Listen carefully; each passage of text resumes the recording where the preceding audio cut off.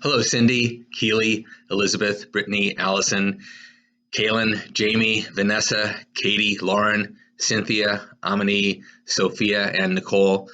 Thank you for another great week of discussion in week 3.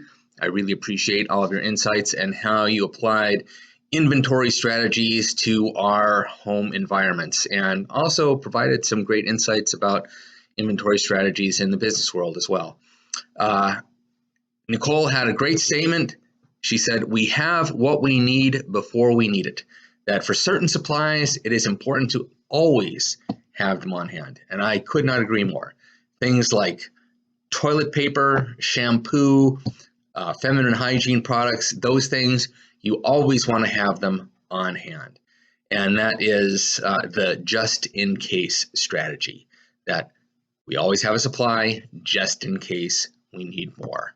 And that's the opposite of the just-in-time strategy, which is very popular in the business world, in the manufacturing world, because in the manufacturing world, you get the supplies you need just in time. So Toyota, who popularized this, who invented and popularized this method, you get the supplies you need to make your car just in time. You don't have hundreds and hundreds of alternators sitting in a warehouse waiting to be used.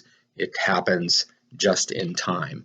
And that's great when your supply chain works really well, when you have suppliers that you could count on 100%.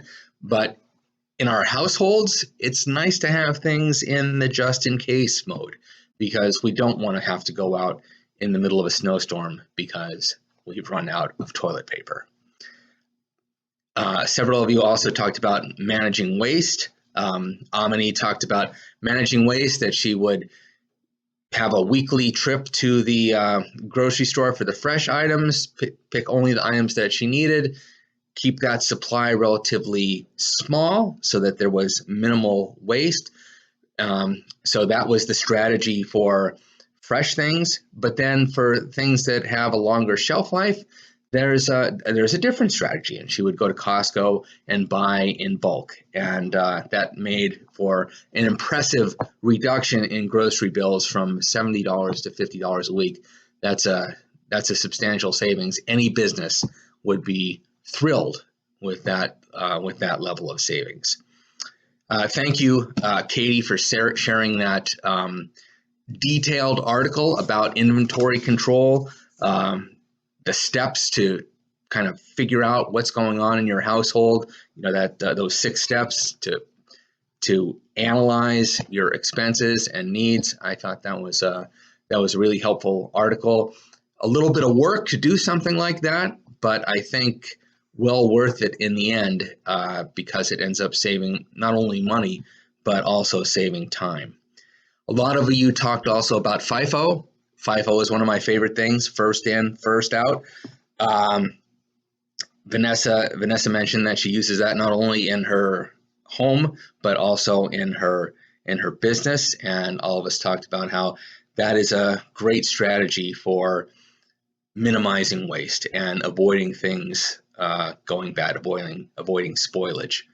But I would also encourage you to work around FIFO when you go to the grocery store, and when you go into the milk cooler, don't take the first gallon of milk off the shelf in the front, but go around back, because that expiration date is probably a week later.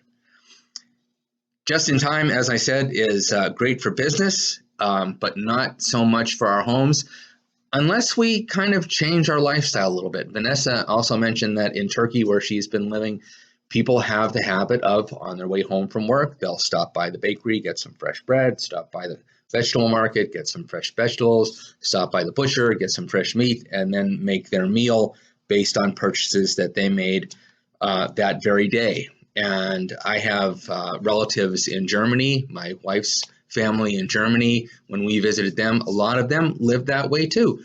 They would walk to work, they would walk home, they would stop at small shops, they would buy the things that they needed for the meal that day, fresh, and it worked for them. It worked in that environment.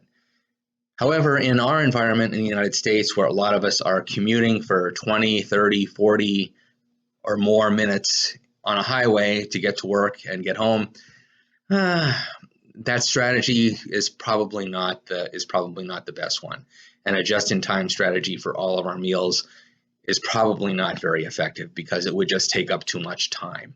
Even though the quality of the meals and the elimination of waste would be nice things, the amount of time that it would take just doesn't make it really very practical at all.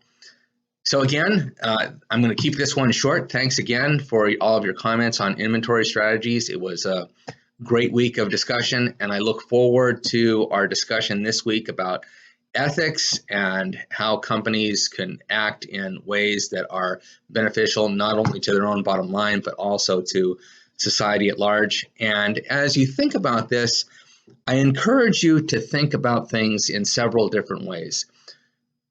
There's an obvious way to think about a company's ethical responsibilities. For example, a company is responsible for not polluting. That if a company dumps a lot of toxic waste into a river and pollutes the water and kills a lot of wildlife and poisons the water supply, we would say that is wrong, and the company has an ethical responsibility not to pollute. That seems like a pretty clear-cut case, at least in our context, in our day and age. But those aren't the only questions. It's also a question: does a company have an obligation to prevent its product or technology from causing harm in the hands of a customer? To use a historical example, back in the 1930s, 1940s, IBM was selling punch card technology to Germany. Now, punch card technology was the predecessor of modern day computers. Punch card technology was used to store data, was used to store information about all kinds of things. One of the main ways that punch card technology was used by governments was to store census data, which included not only gender, age, birth date, location, but also ethnicity, religion, those kinds of characteristics as well. As you might imagine, in 1930s, early 1940s Germany, that kind of information was used by the Nazi government to round up people like the Jews and put them in concentration camps.